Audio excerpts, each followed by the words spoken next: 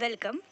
आज है intellectual property rights day और इसीलिए स्पेशली मैंने ये वीडियो बनाया है। तो ये वीडियो एंड तक देखना, पूरा देखना, ताकि ये समझ सकें आप कि इंटेलेक्चुअल प्रॉपर्टी क्या है, उसके साथ साथ क्या राइट्स मिलते हैं, कौन कौन से आईपी ग्लोबली प्रोटेक्टेड है। तो आइए वीडियो को शुरुआत करते हैं। और आज के इस वीडियो में मैं कवर करूँगी कि आईपी क्या है, आईपी के टाइप्स क्या क्या है और इसका इकोनॉमिक एनालिसिस भी करेंगे हम। तो चलिए शुरुआत करते हैं। IPR, intellectual property rights. Intellectual property, बहुत सारी प्रॉपर्टीज़ हम लोग जानते हैं, जैसे कि मूवेबल प्रॉपर्टी, इमूवेबल प्रॉपर्टीज़, जो कि हम लोग ने ट्रांसफ़र ऑफ प्रॉपर्टी एक्ट में पढ़ा है। और मूवेबल प्रॉपर्टी जैसे कि हमारा वेल्थ हो, मनी, ज्वेलरीज़, ये सब हम लोग काउंट करते हैं मूवेबल प्रॉपर्टीज़। इमूवेबल प्रॉपर्टीज़ मतलब जो कोई प्लॉट है हमारे पास, कोई घर है, ज़मीन है, बंगला है, उसको हम लोग इमूवेबल प्रॉपर्टी में काउंट करते हैं, जो कि ज़मीन से अटैच होती है और हम लोग इसको यहाँ वहाँ नहीं ले जा सकते, इसीलिए हम लोग उसको कहते हैं इमूवेबल प्रॉपर्टी। लेकिन उससे भी एक बढ़ के एक प्रॉपर्टी है जिसको हम लोग इंटेलेक्चुअल प्रॉपर्टी कहते हैं। मतलब ऐसी प्रॉपर्टी जो कि ह्यूमंस ने उनका इंटेलेक्ट यूज़ करके बनाई हो, उन्होंने उसमें क्रिएटिविटी डाली है, उनका अपना इनोवेशन है, जो भी उन्होंने सोचा है अपने दिमाग में, उसको उन्होंने इन रियलिटी एक फॉर्म दिया है। अपने सपने को उन्होंने एक आकार दिया है, उसको हम लोग कहते हैं इंटेलेक्चुअल प्रॉपर्टी।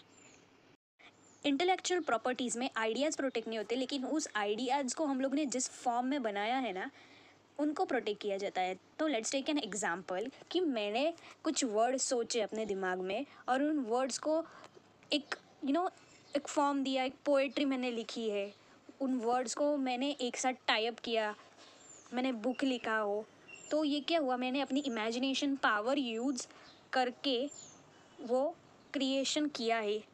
या फिर मैंने खुद से अपना कुछ तो नया सोचा और एक मॉडल डिज़ाइन किया, अब वो एक मशीन बन चुका है, जो कि अब सिर्फ मेरे लिए नहीं तो बल्कि जो समाज में लोग हैं उनके लिए भी वो बहुत यूज़फुल है। तो ये जो मैंने मॉडल बनाया है उसको मैं अपना नाम दे सकता हूँ। तो जो मॉडल हुआ वो हो गया मेरा इंटेलेक्चुअल प्रॉपर्टी, और उस पर मेरा नाम लगाना, उस पर मेरी ओनरशिप, ये मेरा राइट हुआ।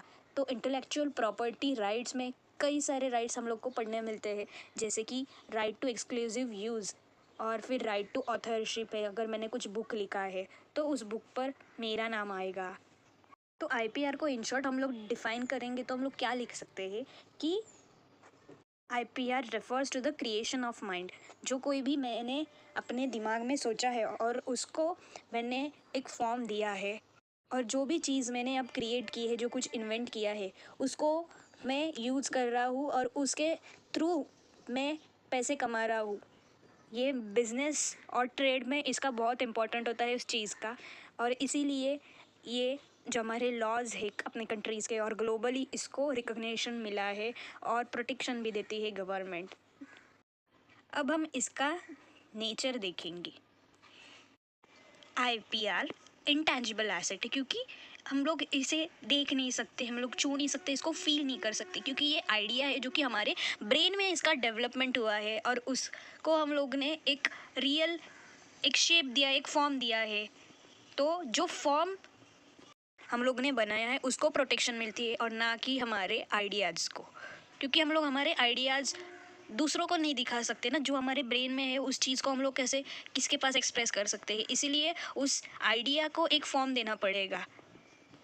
एक्सक्लूसिव राइट में जो ओनर होता है ना, वो उस ओनर को बहुत सारे राइट्स मिलते हैं। मतलब वो क्लेम करता है ओनरशिप, ऑथरशिप, कि जो उसका वर्क है, जो उसने क्रिएट किया है, वो जाना जाए अपने क्रिएशन के लिए, और उसके पास सारे राइट्स हो कि वो बेच सकता है किसी को अपना जो वर्क है, जो क्रिएशन उसने किया है, उसके यूज़ करने से वो दूसरों को रोक सकता है, ताकि कोई इन्फ्रिंजमेंट ना हो, कोई वायोलेशन ना हो, क्योंकि वो उसका रियल क्रिएटर है। तो सारे राइट्स उसको मिलते हैं बाय प्रोटेक्शन फ्रॉम लॉ, और ये राइट्स से वो अपना जो क्रिएशन है वो उसको बेच सकता है या रिप्रोड्यूस कर सकता है, किसी के साथ शेयर कर सकता है, किसी को वो असाइन कर सकता है या किसी को यूज़ करने दे सकता है by the way of licensing. तो बहुत सारे राइट्स मिल जाते हैं जब हम अपना IP रजिस्टर करते हैं तो प्रोटेक्शन भी मिल जाती है।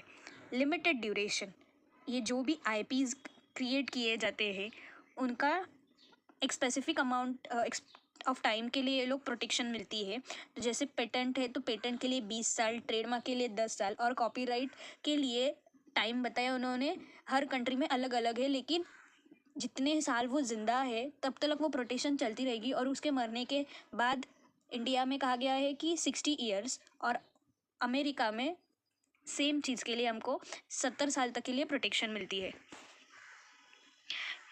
ये आईपीज टेरिटोरियल इन नेचर होते हैं, मतलब आप एक जगह उसको रजिस्टर करवा रहे हो, आपको पूरे इंडिया में उसका प्रोटेक्शन मिल जाएगा। अगर आप चाहते हो कि आपका जो आईपी है उसको ग्लोबल रिकॉग्निशन मिले, तो उसके लिए हमारे पास बहुत सारे ट्रीटीज़ और कन्वेंशन भी है, और हम चाहेंगे तो इंटरनेशनली भी हम लोग एप्लीकेशन फाइल कर सकते हैं ताकि हम लोग को इंटरनेशनल लेवल पर प्रोटेक्शन मिल सके।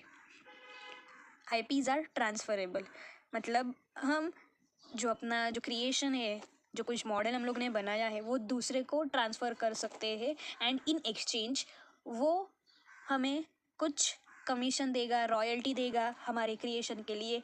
ट्रांसफ़र हम लोग पूरा का पूरा दे सकते हैं या फिर कुछ पार्ट दे सकते हैं, मतलब कुछ राइट्स हम लोग ट्रांसफ़र करते हैं। और जो हमारा ओनरशिप है वो भी हम लोग ट्रांसफ़र कर सकते हैं। तो इसके लिए हम लोग को एग्रीमेंट साइन करनी पड़ेगी, उसमें हम लोग को सारा स्पेसिफाई करना पड़ेगा कि कितने ड्यूरेशन के लिए मैं ट्रांसफ़र कर रहा हूँ और क्या क्या ट्रांसफ़र कर रहा हूँ, कौन सा राइट मैं ट्रांसफ़र कर रहा हूँ, कि मतलब राइट टू रिप्रोड्यूस या फिर राइट टू मेक मॉडिफिकेशन। तो मैं जब ट्रांसफ़र कर रहा हूँ मेरा आईपी, तो दूसरों को यूज़ करने के राइट दे रहा हूँ, और इन बदले में मुझे भी थोड़ा मॉनेटरी गेन हो रहा है। IPs protects creativity. अब जब हम कुछ क्रिएशन कर रहे हैं, कुछ इन्वेंट कर रहे हैं, तो उसको लॉ द्वारा प्रोटेक्शन मिल जाती है। ओके, उसके लिए बहुत सारे एक्ट्स बनाए हैं, हम लोग जब रजिस्टर करते हैं हमें उसका ओनरशिप मिलता है। और जब मुझे मालूम है कि मेरा जो कोई भी क्रिएशन है उसको प्रोटेक्शन मिलने वाला है, तो वो मैं प्रोटेक्शन मिल जाएगी, वो उसको एक साइड कर दूंगा और मैं फिर से लग जाऊंगा अपने दूसरे काम में, मतलब मैं दूसरा चीज़ कुछ ना कुछ इन्वेंट करने में लग जाऊंगा, क्योंकि अब मुझे पता है मैं बिना डरे ये काम कर सकती हूँ। एट लास्ट मुझे प्रोटेक्शन मिलने वाला है। मेरे को लॉज है, कॉपीराइट लॉ है, फिर हमारा ट्रेडमार्क एक्ट है, पेटेंट एक्ट है, डिज़ाइंस एक्ट है, जीआई एक्ट है, बहुत सारे एक्ट्स है। नेशनल लेवल पर भी और इंटरनेशनल लेवल पर भी प्रोटेक्शन मिलती है। तो मैं बेझिझक होके बिना डरे नए काम में अपना टाइम इन्वेस्ट करूँगा, नई चीज़ें मैं इन्वेंट करूँगा, थोड़ा कुछ क्रिएट करूँगा मेरी इमेजिनेशन पावर यूज़ करके, और मैं अपनी चीज़ों को भी प्रोटेक्ट कर सकता हूँ, उसको कंट्रोल भी कर सकता हूँ। IPs protects identity in market. अब ये बताता है हमें ट्रेडमार्क के बारे में, कि सर ट्रेडमार्क जो एक मार्क होता है जो कि हमें गुड्स, जो हमारे जो प्रोडक्ट्स है हम लोग उस पर ये मार्क लगाते हैं, तो वो एज एन सिंबल काम करता है, जिससे कि लोग देख कर पहचान सकते हैं कि इसका ओरिजिन कहाँ से हो रहा है, इसको कौन सी कंपनी या कौन सा इंडिविजुअल इसको मैन्युफैक्चरिंग कर रहा है, इसकी क्वालिटी के बारे में हमें पता चलती है कितना प्योर है, ताकि और ये काम करता है उस प्रोडक्ट को दूसरे प्रोडक्ट से अलग करने में। अब हम बात करेंगे काइंड्स ऑफ आईपीआर। तो काइंड्स ऑफ आईपीआर में हम लोग सीखेंगे कि 7 टाइप के आईपीआर है। पहला है पेटेंट। तो पेटेंट मतलब एक राइट देते हैं पेटेंट होल्डर को, जो चीज़ उसने क्रिएट की है, कुछ इन्वेंट किए थोड़े, या उसने नया कोई इन्वेंशन किया हो, तो वो जो मॉडल हो, कोई डिवाइस या कुछ मशीन उसने बनाई हो, उसके लिए उसको पेटेंट दिया जाता है। और फिर जो पर्सन के पास वो राइट होंगे और जिसको पेटेंट मिलेगा उसको हम लोग कहते हैं पेटेंट होल्डर। तो ये पेटेंट गवर्नमेंट देती है कुछ सालों के लिए, ताकि उसने जो इन्वेंशन किया है जो कि दुनिया से अलग है और दुनिया में किसी ने ना बनाया हो, ऐसी चीज़ के लिए ही पेटेंट दिया जाता है। उसमें 3 मुख्य चीज़ है कि मतलब ये नॉन ऑब्वियस, ये इसमें इन्वेंटिव स्टेप है, कुछ नया उसने यूज़ किया है, और इसका इंडस्ट्रियल एप्लीकेशन होना चाहिए, मतलब ये लोगों के लिए यूज़फुल होने चाहिए। अगर मैं ऐसा पेटेंट बनाऊँ, कुछ नई चीज़ बना रही हूँ जिसके लिए मुझे पेटेंट मिल रहा है, और मैं अगर दुनिया के सामने ही नहीं लाना चाहती हूँ उसका यूज़फुलनेस, तो मुझे उस चीज़ के लिए गवर्नमेंट पेटेंट नहीं देने वाली। ओके, तो इंडस्ट्रियल एप्लीकेशन होना ज़रूरी है। सेकेंड टाइप ऑफ आईपीआर है ट्रेडमार्क। तो ट्रेडमार्क मतलब एक ऐसा मार्क या फिर सर्विस मार्क या कोई हम लोग साइन, सिंबल या मार्क कह सकते हो, जो कि बिजनेस में यूज़ किया जाता हो और जिसका काम ये है कि वो गुड्स एंड सर्विसेज को प्रोवाइड कौन करता है ये वो बता सके। तो अगर कल जाके मैं मार्केट में जा रही हूँ और तब मुझे एक बिस्किट खरीदना होगा और वहाँ पर मुझे बिस्किट दिखा, 4 उंगलियाँ ऐसे दिखाने वाली लड़की, तो मैं तुरंत समझ जाऊंगी कि वो पार्ले जी का बिस्किट है। इवन अगर मैं दूर से कुछ देख रही हूँ, एक डिटर्जेंट पाउडर आप समझ लो जिस पर ऐसी घड़ी का लोगो बना हो, तो मुझे तुरंत समझ जाएगा कि ये घड़ी डिटर्जेंट पाउडर है और जो उसका जो वो घड़ी का वो लोगो था वो उसका है ट्रेडमार्क। और ये ट्रेडमार्क हमें 10 साल के लिए मिलता है रजिस्टर होने पे और उसको हम लोगों को टाइम टू टाइम रिन्यू करना पड़ता है। इंडिया के पास अपना एक ट्रेडमार्क एक्ट 1999 में आया था जिसमें उसके डिटेल प्रोविज़न दी गई है। आगे है कॉपीराइट। तो कॉपी राइट्स को किसी को भी मिल सकते हैं कि जिसने कुछ लिखा हो, बुक लिखी हो, पोयम लिखी हो, ऐसे लिखा हो जिसमें उसका खुद का अपना कंट्रीब्यूशन हो, जो कोई कॉपी चीज़ ना हो। ओके, जो उसका ओरिजिनल वर्क हो ना, उसने कुछ क्रिएट किया गया हो, उस चीज़ के लिए कॉपीराइट मिल सकता है। कॉपीराइट मतलब उसमें बहुत सारे राइट्स मिलते हैं, रिप्रोड्यूस करने का, पब्लिक परफॉर्मेंस का, पब्लिक को वो कम्युनिकेट करने का, राइट टू डिस्ट्रीब्यूट, फिर right to share, right to make copies, बहुत सारे राइट है। तो कॉपीराइट बंडल ऑफ राइट्स है। तो एक बात यहाँ पर हम लोग समझ लेते हैं कि इंटेलेक्चुअल प्रॉपर्टी की 2 कैटेगरीज होती है। एक आता है जिसमें इंडस्ट्रियल प्रॉपर्टी। इंडस्ट्रियल प्रॉपर्टीज़ में जो सारे आईपीज़ जो ट्रेड और बिजनेस रिलेटेड हो वो सारे कवर हो जाते हैं उसमें, जिसमें कवर हो जाते हैं अपना GI, patent, trademark, industrial designs, फिर लेआउट्स, ये सारे जो आईपीज़ है वो आते हैं इंडस्ट्रियल प्रॉपर्टी में। और सेकंड कैटेगरी है कॉपीराइट। तो ये कॉपीराइट हम जैसे नॉर्मल इंडिविजुअल्स को भी मिल जाती है, ज़रूरी नहीं कि ये सिर्फ बिजनेसमैन को मिल सके। तो जो कोई भी लिख रहा हो गाना वगैरह या उसने कुछ नया कोरियोग्राफी बिठाया, मूवी किसी ने बनाया हो, डॉक्यूमेंट्री फिल्म बनाई हो, किसी ने बुक लिखा हो, किसी ने गाना लिखा, कोई गाना नया लिखा है उसको परफॉर्म कर रहा है, तो ऐसे बहुत सारे एरियाज़ में हमको कॉपीराइट मिलते हैं। इंडस्ट्रियल डिज़ाइंस एक टाइप का आईपी है जिसमें कि क्रिएटर द्वारा बनाया हुआ कुछ यूनिक डिज़ाइन उसने कुछ बनाया होगा, एक यूनिक शेप दिया होगा उसको, एक यूनिक पैटर्न कलर दिया होगा जिससे कि उसका लुक बहुत अपीलिंग लगे लोगों को। तो ऐसे डिज़ाइंस हम लोग इंडस्ट्रियल डिज़ाइंस में प्रोटेक्ट करते हैं। इवन जो ज्वेलरीज की डिज़ाइन होती है आप देख सकते हो कि वो यूनिक होती है, एक दूसरे से अलग होती है और टाइम टू टाइम उसमें चेंजेस होते रहते हैं डिज़ाइंस में, उनके लुक्स में। तो ये जो भी सारे डिज़ाइंस होते हैं उनको प्रोटेक्शन मिलती है इस एक्ट में, इंडस्ट्रियल डिज़ाइंस एक्ट।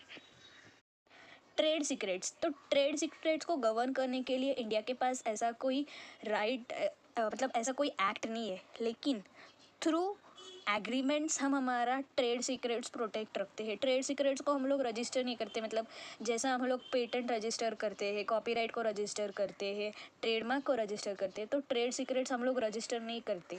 हम इसको प्रोटेक्ट करते हैं थ्रू एनडी एग्रीमेंट, मतलब नॉन डिस्क्लोजर एग्रीमेंट्स। अब ट्रेड सीक्रेट मतलब ऐसा कोई भी इंफॉर्मेशन या कोई प्रोसेस हो सकता है, कुछ रेसिपी हो सकती है जो कि हमारे बिजनेस में उसका बहुत इम्पोर्टेंट रोल रहा हो। हमारा जो बिजनेस है दूसरों के बिजनेस से हम लोग को एक अलग फुटिंग पे लाके रखा है, तो ऐसे इंफॉर्मेशन, रेसिपी, एक प्रोसेस को हम लोग कह सकते हैं कि हमारा ट्रेड सीक्रेट।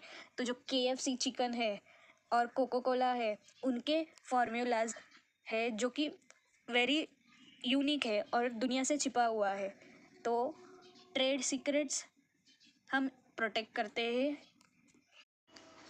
और एक आईपी है लेआउट डिज़ाइंस इंटीग्रेटेड सर्किट्स, जिसमें कुछ हम लोग ने नया डिज़ाइन कुछ किया हो सर्किट्स में, माइक्रोचिप्स या कंडक्टर्स में, तो हम लोग उसको भी रजिस्टर करवा सकते हैं और उसके लिए हम लोग प्रोटेक्शन मांग सकते हैं।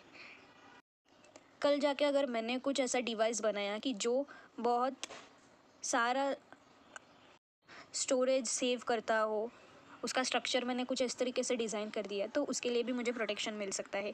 और लास्ट टाइप ऑफ आईपीआर है हमारा जोग्राफिकल इंडिकेशंस। तो ये जोग्राफिकल इंडिकेशंस में एक जीआई टैग मिलता है, जोग्राफिकल इंडिकेशन टैग, और जो कि प्रोडक्ट्स को मिलता है उन प्रोडक्ट्स के लिए जो उनका जो लोकेलिटी है उस रीजन के वजह से उसको पॉपुलैरिटी मिले हो।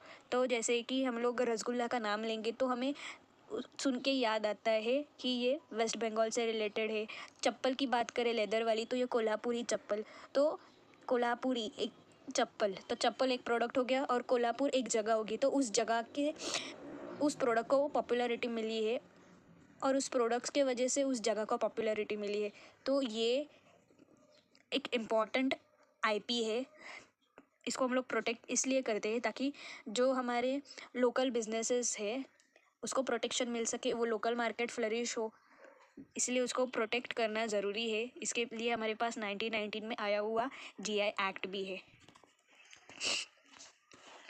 अब लास्ट पार्ट है आज के इस वीडियो का, हम लोग इसमें इकोनॉमिक एनालिसिस करेंगे। तो इंटेलेक्चुअल प्रॉपर्टी राइट्स जिस किसी को भी मिलते हैं वो अपने तलक सीमित नहीं रखता है, वो दूसरों को भी वो राइट्स यूज़ करने देता है बाय वे ऑफ लाइसेंसिंग और असाइनमेंट। और जो आईपी उसने बनाया है उसके कारण वो खुद भी मॉनेटरी बेनिफिट डिराइव कर रहा है। इसको लीगल प्रोटेक्शन मिल जाती है, उसको लॉज है, बहुत सारे एक्ट्स है जिसके का अंदर उसको रजिस्टर करवा के हम लोग उस राइट्स को अवेल कर सकते हैं और प्रोटेक्शन मिलती है।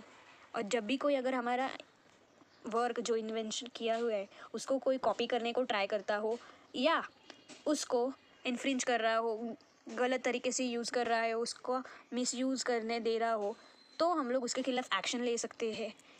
एंड अगर कोई मेरे रिसर्च के लिए स्पॉन्सर कर रहा हो, मेरी रिसर्च में कोई इन्वेस्ट कर रहा हो, ओके, वो पर्सन भले इंडिया से हो सकता है या फिर वो फॉरेन से भी हो सकता है, तो जब मेरा वर्क है उसको प्रोटेक्शन मिल जाएगा, वो मैं मार्केट में लाऊंगी, पब्लिश करूंगी अपने वर्क को, और उससे मैं जो मॉनेटरी बेनिफिट गेन कर रही हूँ, तो उसमें से मेरा जो रिसर्च कॉस्ट था वो मेरा पूरा कंपनसेट हो रहा है। मैंने जितने पैसे इन्वेस्ट किए थे अब मुझे प्रॉफिट के थ्रू मिल रहे हैं, ओके।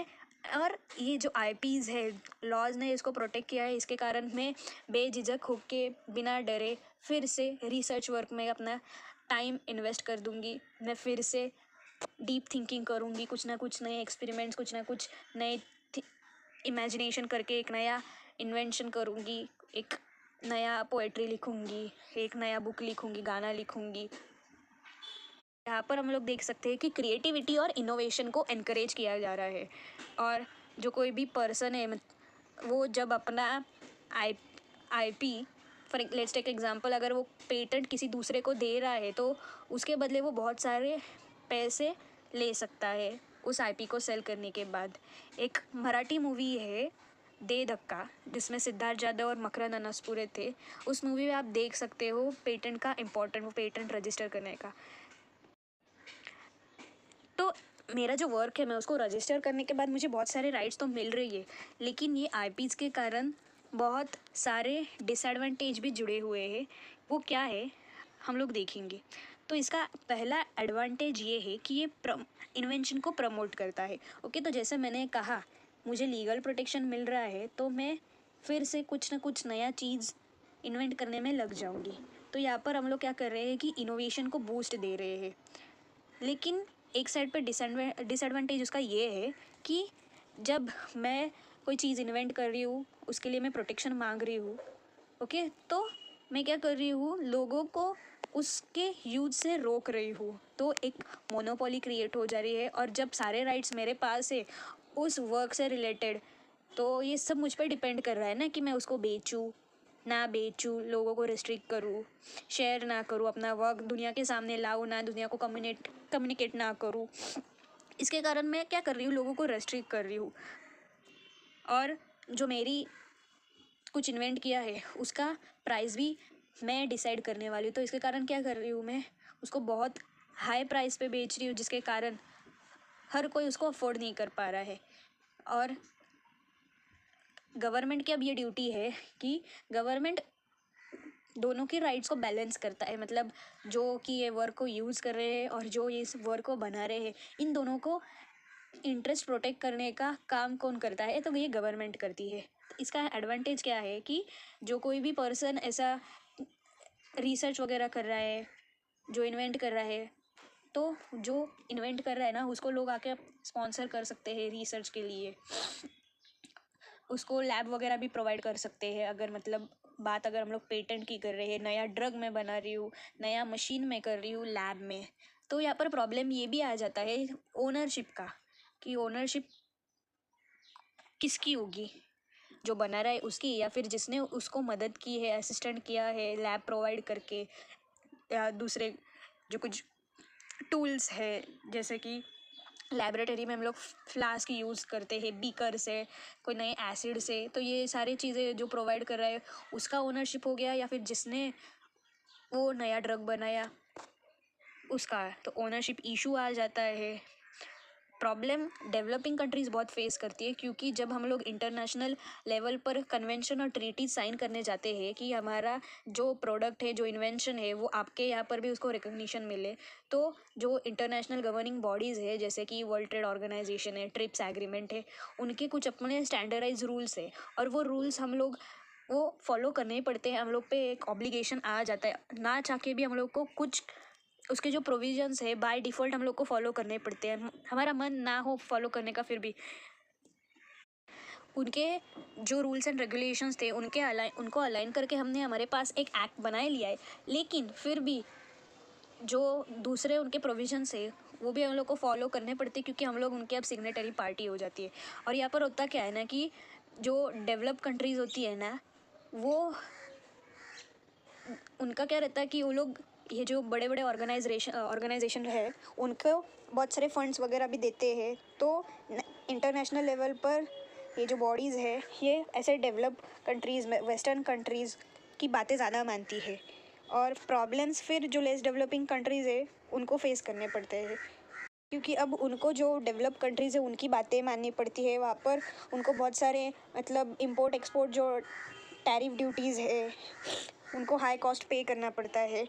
एक एडवांटेज ये भी है कि जब हम लोग आईपी कुछ बनाते हैं, कुछ क्रिएट करते हैं ना, तो हम उसके एक्सक्लूसिव ओनर बन जाते हैं, हमें बहुत सारे राइट्स मिल जाते हैं, एंड इवन हम वो राइट दूसरे को असाइन करते हैं या फिर दूसरे को लाइसेंस थ्रू देते हैं, तो मेरा वर्क मैं दूसरों को यूज़ करने दे रही हूँ, उसके एक्सचेंज में मैं थोड़े पैसे भी कमा रही हूँ, तो वो जो दूसरे पर्सन जिसको मैंने यूज़ करने दिया ना, उसको भी जॉब मिल रही है और मेरे को भी पैसे मिल रहे हैं। तो मतलब एक काम के वजह जो एक इन्वेंशन मैंने किया है, अब उस इन्वेंशन से आप देख सकते हो कि कितने लोगों के पेट भर रहे हैं। ओके, और फर्दर वो मैं लाइसेंसिंग असाइनिंग कितना भी लोगों को कर सकती हूँ, तो जितने लोग मेरे पास ज़्यादा होंगे उतने पैसे मुझे मिलेंगे। ओके, ओनर तो मैं ही रहूँगी इन लाइसेंसिंग। ओके, असाइनमेंट में तो मतलब मैं मेरा ओनरशिप भी ट्रांसफ़र कर दी हूँ, लाइसेंसिंग में मुझे पैसे मिल रहे हैं। मैं